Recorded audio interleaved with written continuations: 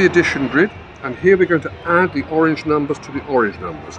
So here we fold to the right hand side of 6. We're going to add 5, so we fold underneath, and 6 plus 5 is 11.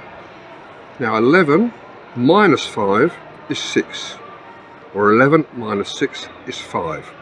On this grid you cannot multiply as in the multiplication grid, but what you can say is 5 times 6, the answer is the number of green squares.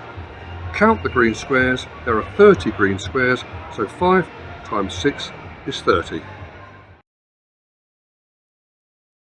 Yeah. And here we're going to multiply 6, so you fold it to the right hand side of 6. Yeah. We're going to multiply by 5, so we fold under the 5, and you now see 6 times 5 is 30. That's multiplication. The opposite is division. 30 divided by 5 is 6. 30 divided by 6 is 5.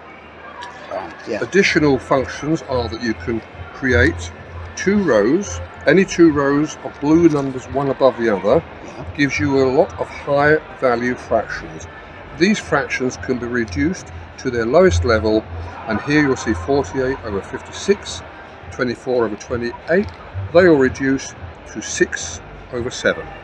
Wow.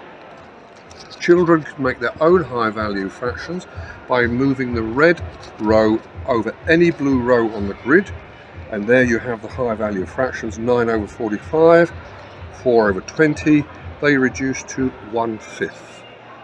Yeah. And the last point you can take is the number in the bottom right hand corner is 36 in this example. The numbers that make up 36 are 6 times 6, so 6 is the square root of 36. Wow. The fraction grid is to help children overcome the confusion of using fractions, percentages and decimals. So here on this grid, when you manipulate it down, what we're showing is that that square, which is 1/8, is the same size as that square, which is 12.5%. And if you flip this over, you've got 0.125, the decimal equivalent. What we're saying to the children is that that square is the same area as the other squares, but they can be expressed in 3 different manners: decimal, fraction, percentage, but they are all the same.